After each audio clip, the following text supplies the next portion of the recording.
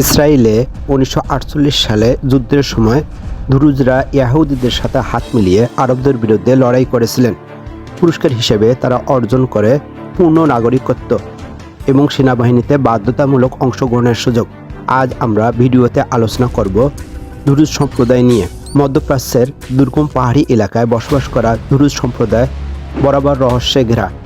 তাদের উৎপত্তি ইসলামের শিয়া মতবাদের একটি শাখা থেকে হলেও তারা নিজেদের মুসলিম হিসেবে পরিচয় দেয় না, বরং নিজেদের পরিচয় দেয় মুয়াহিদুন হিসেবে, যারা শুধুমাত্র এক ঈশ্বরকে বিশ্বাস করে। গত 13ই জুলাই দামেস্কের ব্যস্ত শহর থেকে অপহৃত হন এক সবজি বিক্রেতা। তিনি ছিলেন দ্রুজ সম্প্রদায়ের। এর পাল্টা হিসেবে ওই এলাকার সুন্নি বিদুইন গোষ্ঠীর কয়েকজনকে তুলে নেন দ্রুজরা। ছোট্ট এই ঘটনা থেকে জন্ম নেয় বড় এক সংঘাতের। এক সপ্তাহের মধ্যে 1000-এরও বেশি মানুষ মৃত্যু, শত শত সাধারণ মানুষ সশস্ত্র যোদ্ধাদের হাতে নিহত হন। গণহত্যা, মানবাধিকার লঙ্ঘনের অভিযোগ যুদ্ধরত সব পক্ষের বিরুদ্ধে। সিরিয়ার দক্ষিণে সুয়েদা অঞ্চলে সুন্নি বিদুইন আর দ্রুজ সম্প্রদায়ের মধ্যে চলতে থাকা সংঘাত দুই পক্ষের মধ্যে সীমাবদ্ধ নাই। সিরিয়ার অন্তর্বর্তী সরকারের সেনাবাহিনী সহ একাধিক সশস্ত্র বিচ্ছিন্নতাবাদী গোষ্ঠী সংঘাতের মধ্যে জড়িয়েছে। সিরিয়ার সরকারি বাহিনী আর কট্টর ইসলামীপন্থী বিচ্ছিন্নতাবাদী গোষ্ঠীগুলো বেসামরিক দ্রুজ নাগরিকদের ওপর সহিংসতা চালিয়েছে বলে অভিযোগ রয়েছে। দ্রুজদের বিরুদ্ধে সাধারণ বিদুইন নাগরিকদের উপর গণহত্যা ও লুটপাট চালানোর অভিযোগ রয়েছে। অন্যদিকে দ্রুজদের সমর্থনে এরই মধ্যে সিরিয়ায় কয়েক দফা ড্রোন এবং বিমান হামলা চালিয়েছে ইসরায়েল। ওই অঞ্চলে দীর্ঘদিন ধরে বসবাস করা দ্রুজ এবং বিদুইনদের মধ্যে দ্বন্দ্বের পূর্ব ইতিহাস থাকলেও এই মাত্রায় সহিংসতা এর আগে কখনো হয়নি। গত বছর ডিসেম্বরে বাশার আল আসাদ সরকারের পতনের পর থেকে এই দ্রুজরা তাদের এলাকায় নতুন সরকারের আধিপত্য মেনে নেয়নি।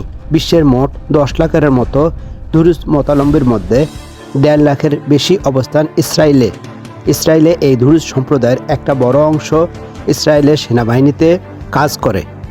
এছাড়া ইসরায়েলের পুলিশ, গোয়েন্দা সংস্থা ও সরকারের বিভিন্ন সংস্থাতেও বহু দ্রুজ রয়েছে। ইসরায়েলের দাবি, এ কারণে তারা নৈতিকভাবে দ্রুজদের পক্ষে অবস্থান নিতে চায়। গত ডিসেম্বরে ইসলামপন্থী HTS এর নেতৃত্বে আসাদ পরিবারের প্রায় 55 বছরের শাসনের অবসান হলে ওই ঘটনার পর সিরিয়ার প্রেসিডেন্ট হয়ে HTS এর সাবেক প্রধান আহমদ সারা একতাবদ্ধ সিরিয়া গঠনের প্রতিশ্রুতি দিয়েছিলেন। সিরিয়ার বর্তমান সরকার বারবার শান্তি প্রতিষ্ঠার কথা বললেও আসলে তারা শান্তি প্রতিষ্ঠা করতে পারবে কিনা তা নিয়ে সিরিয়ার জনগণের মধ্যে যথেষ্ট সন্দেহ রয়েছে। দ্রুজ ধর্মের মূল বৈশিষ্ট্য হলো গোপনীয়তা।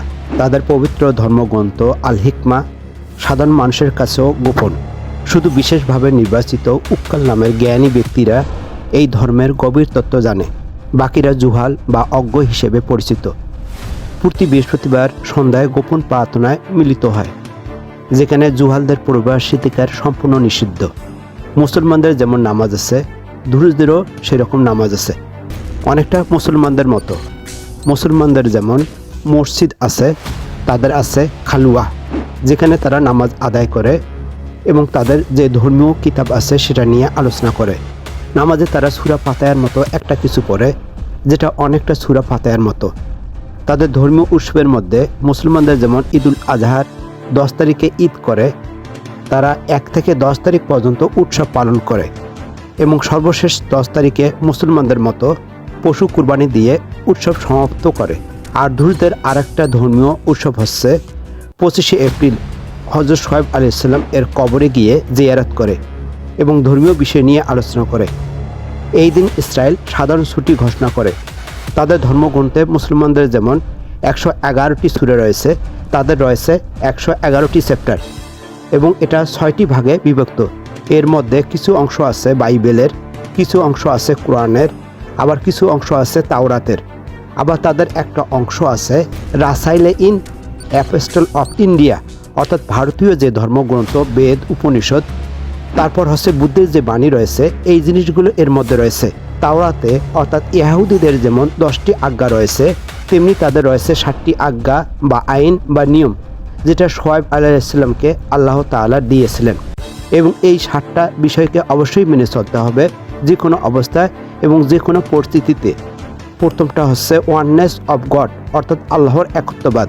2 নম্বর হচ্ছে সব ধর্ম থেকে দূরত্ব বজায় রেখে চলতে হবে। 3 নম্বর হচ্ছে চুরি করা যাবে না। 4 কাউকে অন্যায়ভাবে হত্যা করা যাবে না।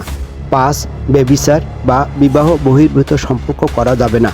6 আল্লাহ তাআলার ইচ্ছাকে সম্মান করতে হবে। 7 ধুরুজরা সবসময় একতাবদ্ধ থাকবে।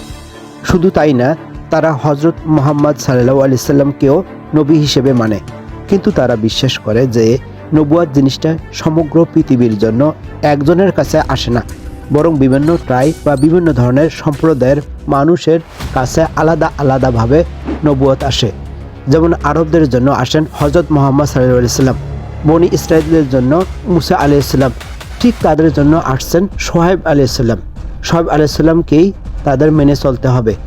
তাদের আরেকটা অদ্ভুত ব্যাপার হলো, খ্রিস্টান বলেন, ইয়াহুদি বলেন, সবার সঙ্গে তাদের সম্পর্ক ভালো এবং সবাই তাদেরকে রেসপেক্ট করে। সেটার কারণ আছে। সোহাইব আলাইহিস সালাম ছিলেন মুসা আলাইহিস সালাম এর শ্বশুর। এই সোহাইব আলাইহিস সালামকেই বাইবেলে জেত্র বলে। উনি ফিরআউনের হাত থেকে যেন বনি ইসরাইলদেরকে মুসা আলাইহিস সালাম রক্ষা করে নিয়ে আসতে পারেন, ওই পরিমাণ জ্ঞান এবং শক্তি মুসা আলাইহিস সালামকে যেন আল্লাহ তাআলা দেন, এই জন্য আল্লাহ তাআলার কাছে উনি মুসা আলাইহিস সালাম এর জন্য দোয়া করেছিলেন। এই জন্য ইহুদিরা তাদের খুব পছন্দ করে। আবার ঈসা আলাইহিস সালাম বা যিশু, উনি যখন ধর্মপ্রচার শুরু করেন বনি ইসরাইলদের মধ্যে, তারা যখন অত্যাচার নির্যাতন শুরু করেন, তখন ওই সময় ওনাকে জাবালে দুরুজ নামে বর্তমানে ফিলিস্তিনে একটা পাহাড় আছে, ওই পাহাড়ে দুরুজরা আশ্রয় দেন। এই কারণে খ্রিস্টানরা তাদের পছন্দ করে। দুরুজ শব্দটি এসেছে মোহাম্মদ বিন ইসমাইল আর দারাজির নাম থেকে, যিনি 1017 সালে মিশরে এই মতবাদ প্রচার করেন। দারাজি তখন ফাতিমীয় খলিফা আল হাকিমকে ঈশ্বরের অবতার বলে ঘোষণা দেন।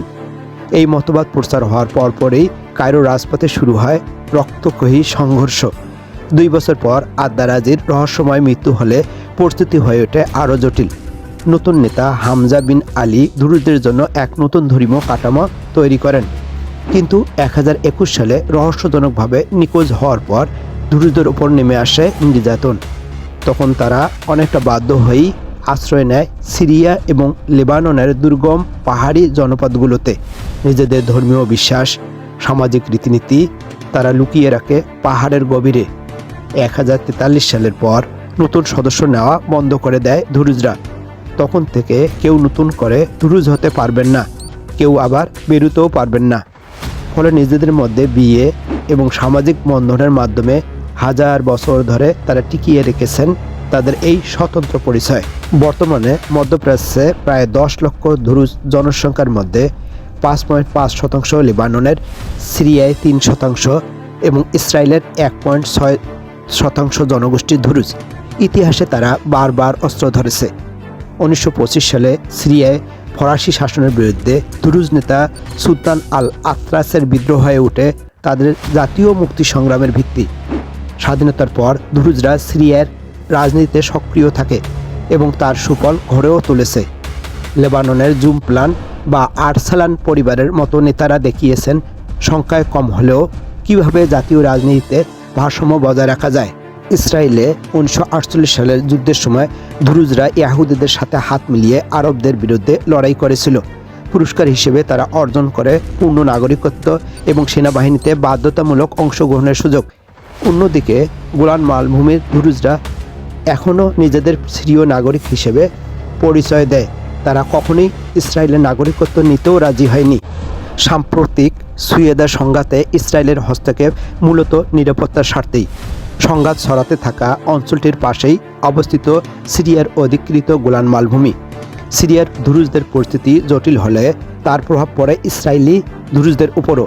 পরিস্থিতি বিগড়ে সীমান্তের ওপারেও। তাই সিরীয় দুরুজদের নিরাপত্তার মাধ্যমে নিজেদের স্বার্থ নিশ্চিত করতে চাইছে ইসরায়েল। এর পাশাপাশি তারা আঞ্চলিক রাজনীতির ভারসাম্যে সিরীয় দুরুজদেরও শক্তিশালী মিত্র হিসেবে দেখতে চায়। নিজের খেয়াল রাখবেন, নামাজ পড়তে ভুলবেন না, বেশি বেশি আল্লাহর প্রশংসা করবেন।